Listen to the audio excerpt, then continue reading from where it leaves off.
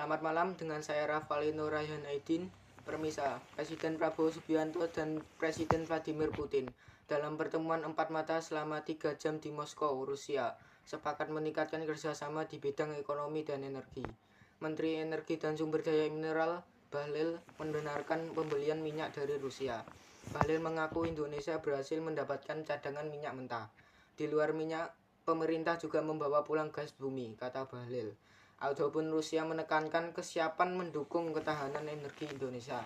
Bagi Rusia, Indonesia ialah mitra strategis. Perkataan ini lahir tidak lama usai pertemuan Prabowo dengan Putinnya dikabarkan berjalan selama 3 jam di Istana Kremlin, Moskow, Rusia. Kedua pemimpin setuju meningkatkan kerjasama terutama di bidang ekonomi, energi, antariksa, pertanian, industri, dan farmasi.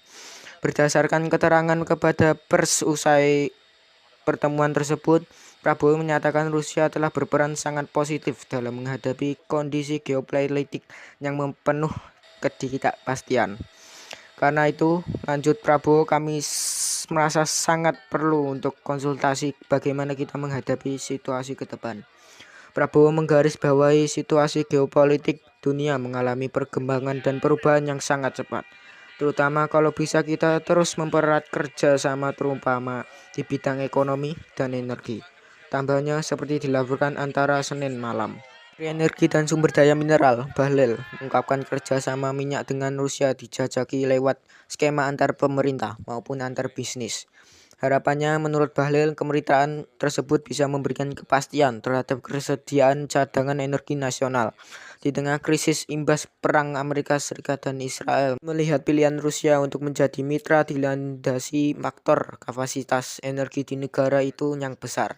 Selain pengalaman dalam pengolahan industri minyak dan gas, sekali lagi saya merasa senang hari ini karena atas arahan Bapak Presiden Prabowo untuk menindak lanjut secara tuntas. Dan alhamdulillah sekali lagi saya katakan bahwa insya Allah bisa kita mendapatkan yang baik, ujar Bahlil. Tak sebatas soal minyak atau gas bumi, Indonesia terbuka dengan ruang kolaborasi yang lain seperti pengembangan penyimpanan minyak, mineral, sampai nuklir.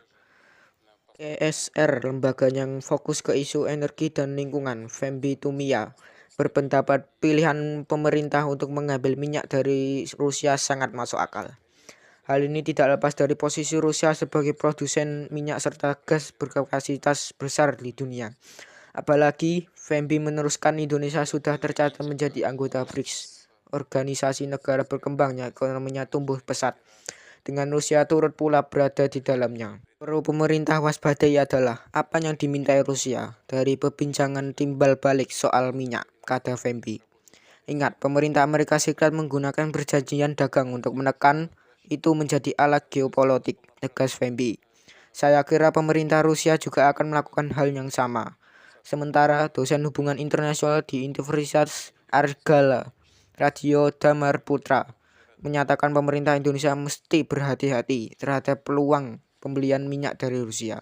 Pasalnya, radio bilang Rusia sendiri masih diselimuti sanksi oleh Uni Eropa akibat invasi ke Ukraina pada 2022 silam dan berlangsung hingga kini.